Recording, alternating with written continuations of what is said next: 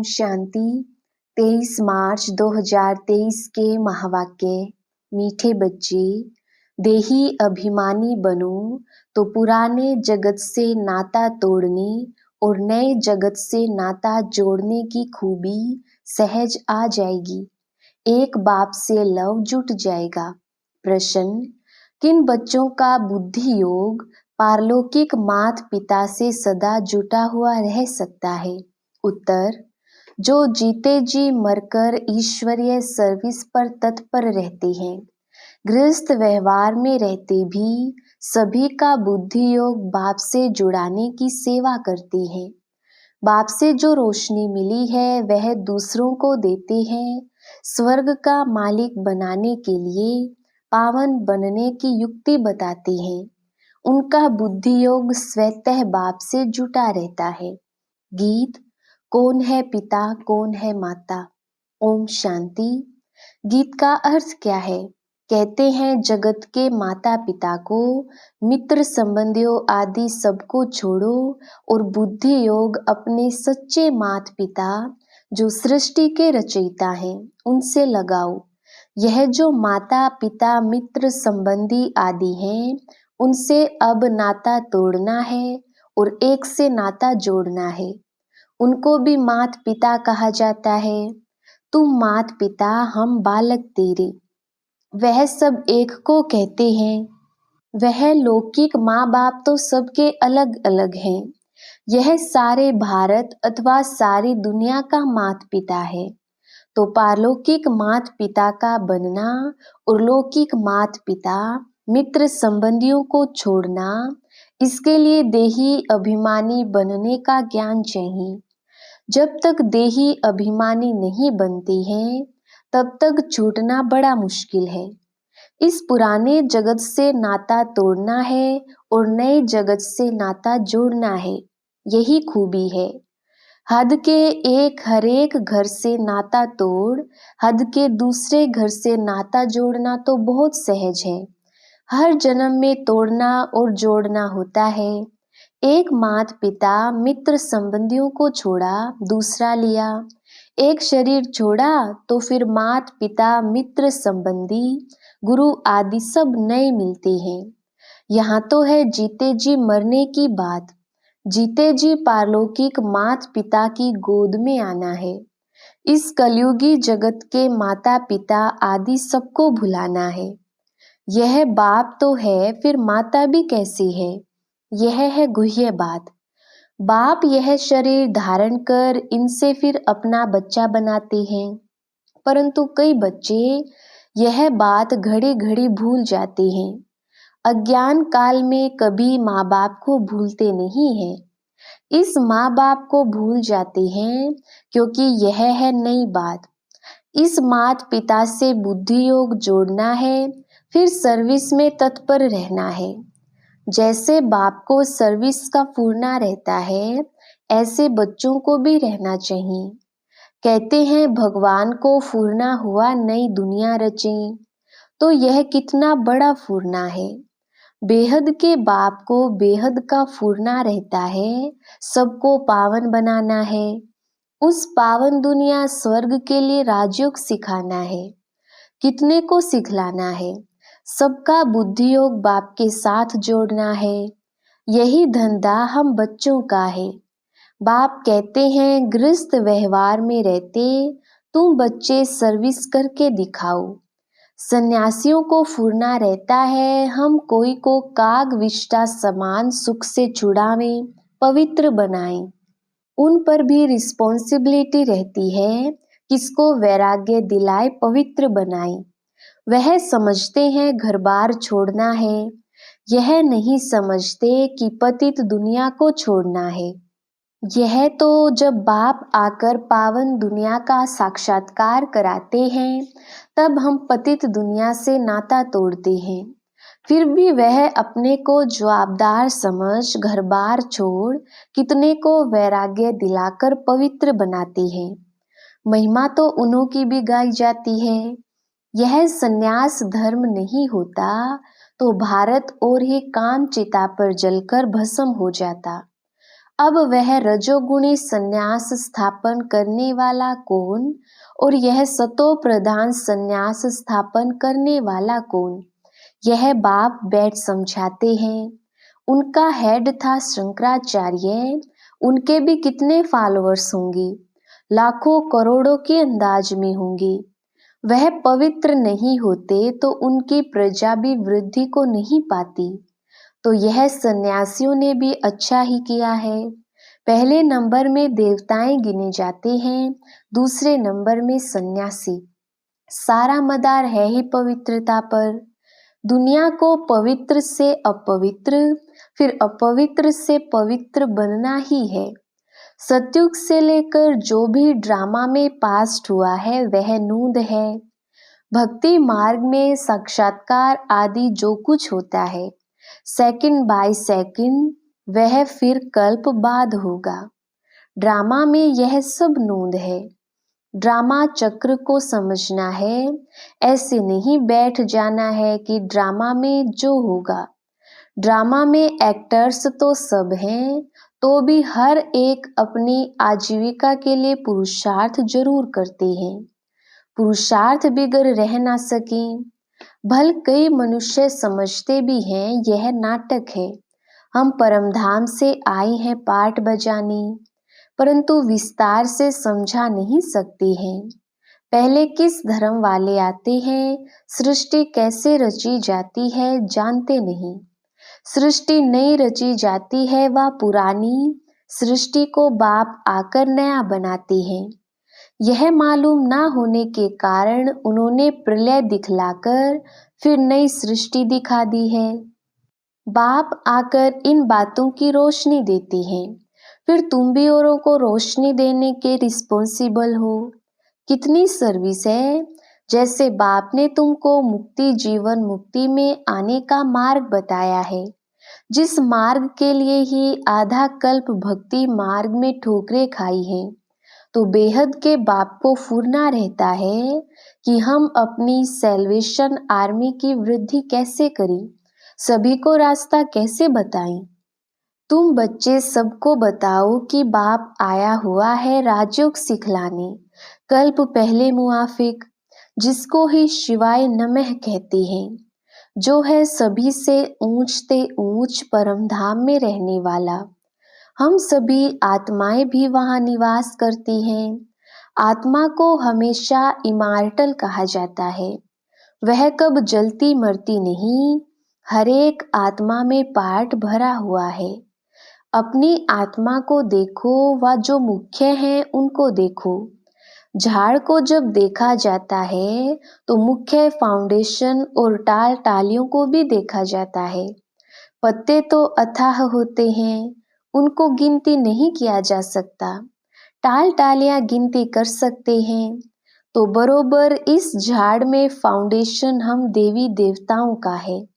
अभी फाउंडेशन ही सड़ गया है। जैसे बनेन ट्री झाड़ का फाउंडेशन सड़ गया है, फिर भी शाखाएं कितनी निकली हुई हैं।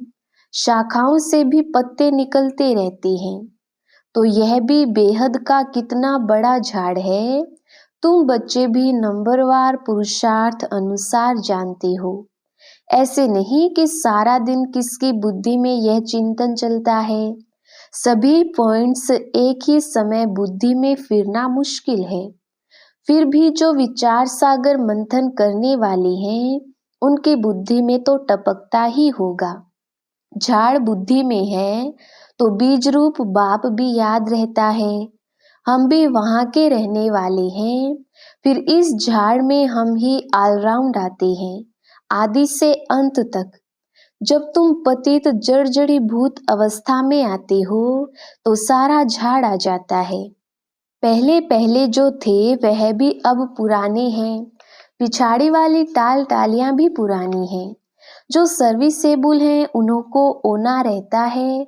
हम बाबा के मददगार हैं, मनुष्यों को फिर से 100 देवता बनाने के लिए।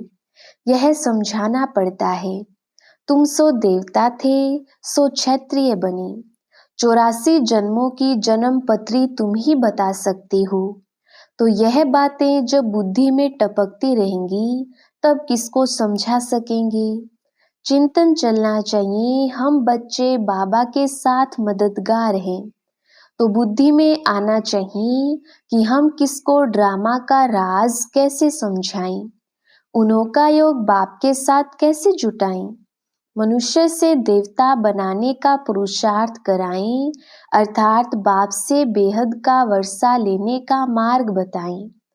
जिनको बाप द्वारा मार्ग मिला होगा वही बताएंगे। बाप ही आकर राजयोग सिखलाते हैं अथवा मुक्ति जीवन मुक्ति के गेट्स खोलते हैं। ऐसे सारा दिन विचार सागर मंथन करना चाहिए और स्वभाव भी बहुत मीठा धारण करना है। किसके भाव स्वभाव में जलना व मरना नहीं है, सहन करना है, अपनी सर्विस करनी है। जितना हो सके सर्विस में टाइम देना चाहिए। अपने से पूछना है, हम बाबा बाबा कहते हैं, बाबा को तो बेहद सर्विस का ओना रहता है। मैं बाबा का बच्चा क्या कर रहा हूँ, मुझे कितनी सर्विस करनी चाहिए, टाइम तो बहुत मिलता है। तरस पड़ना चाहिए, बेचारे सभी बाप से बिछुड़े हुए हैं, धक्का खाते रहते हैं, पाप करते रहते हैं, बाप से बेमुख कर सबको मुंझाते रहते हैं। तुम ब्राह्मणों का काम ही है सबको ज्ञान सुनाए सम्मुख लाना। तुम ब्राह्मण हो गीता के भगवान के सच्चे सच्चे बच्चे, तुमको अथॉरिटी मिली हुई है। तुम्हारी बुद्धि में गीता का ही ज्ञान है। जो समझा नहीं सकते उनको हम ब्राह्मण कह नहीं सकते, हाफ कास्ट व क्वार्टर कास्ट कहेंगे। नाम ब्राह्मण है, धंधा शूद्र पने का करते हैं, बुद्धि शूद्र पने की है। अजमेर में पुष्करणी ब्राह्मण रहते हैं तो वह गीता शास्त्र आदि सुनाने वाले होते हैं। उनका धंधा ही यह है, धामा खाना उनका काम नहीं है। उनका सिर्फ काम है शास्त्र सुनाए दक्षिणा लेना। अब तुम तो हो सच्चे सच्चे ब्राह्मण, बेहद बाप के बच्चे। प्रजापिता ब्रह्मा बेहद प्रजा का बाप है ना, और शिव बाबा है सभी आत्माओं का बाप। उनका निवास स्थान है परम धाम में, वही पतितों को पावन बनाने वाला है। इसलिए सारी दुनिया उनको याद करती है। ओ गॉड कहते हैं तो निराकार ही बुद्धि में आता है, परंतु गुरुओं की जंजीरों में फंसे हुए हैं। जिन देवताओं की पूजा करते हैं उनके ऑक्यूपेशन का पता नहीं है, वह भी जैसे गुड्डे गुड़ियां समझ पूजा करते हैं, ऑक्यूपेशन जानते नहीं, इसलिए गुड़ियों की पूजा कहा जाता है। तो कितना फर्क रहता है, ढेर के ढेर मूंजे हुए हैं। देवताओं की सूरत और सीरत, मनुष्य की सूरत और सीरत में दिन रात का फर्क है। मनुष्य गाते हैं आप सर्वगुण संपन्न, हम नीच पापी हैं।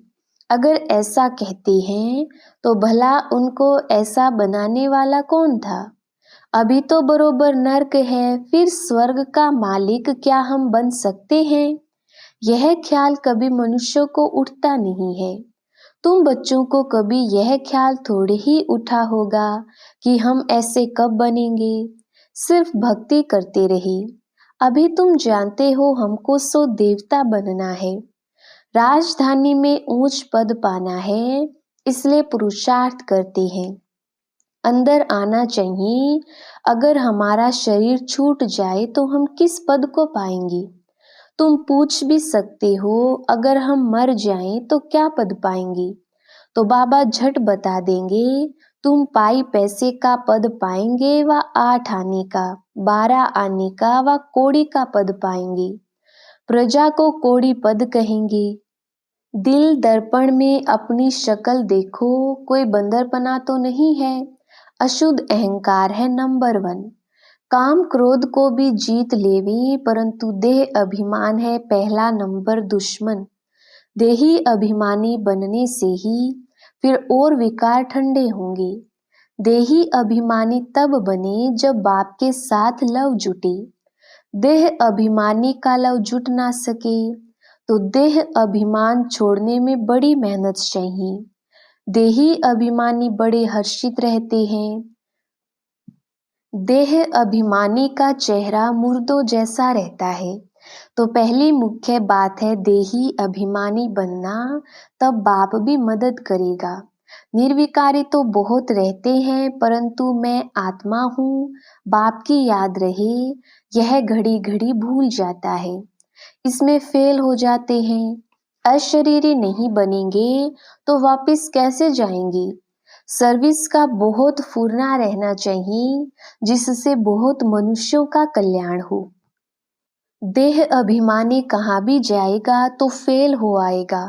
देही अभिमानी कुछ ना कुछ तीर लगा कर आएगा। महसूस करेंगे कि फलाने ने बात तो ठीक कही थी। योग जुट जाए तो सर्विस का फुरना भी हो। उसमें पहले पहले तो अलफ पर समझाना है। जास्ती तिक तिक से तंग हो जाएंगे। पहले शिवाय नमः 3 तब का भी समझाना है। एक निराकारी दुनिया जहाँ परमपिता परमात्मा और आत्माएं रहती हैं। बाकी है स्थूल और सूक्ष्म वतन। स्वर्ग में लक्ष्मी नारायण का राज्य था, अब नहीं है। फिर हिस्ट्री रिपीट होगी।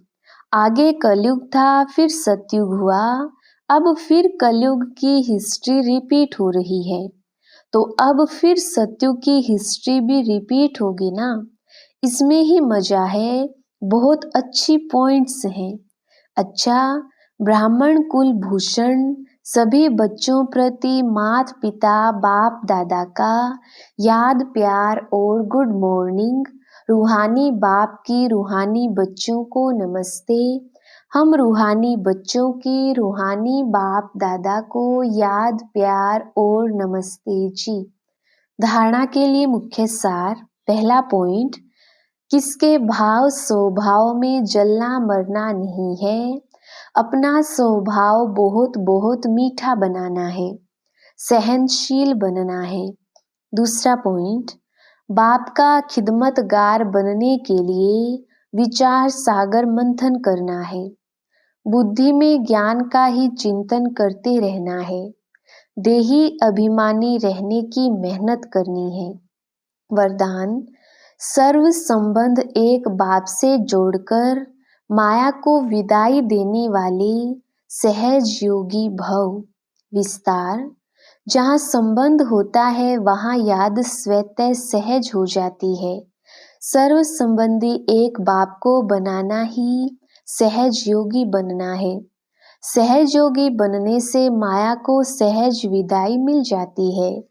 जब माया विदाई ले लेती है, तब बाप की बधाइयाँ बहुत आगे बढ़ाती हैं। जो हर कदम में परमात्म दुआएं, ब्राह्मण परिवार की दुआएं प्राप्त करते रहते हैं, वह सहज उड़ते रहते हैं। स्लोगन, सदा बिजी रहने वाले बिजनेसमैन बनो तो कदम कदम में पद्मों की कमाई है। अच्छा, ओम शांति।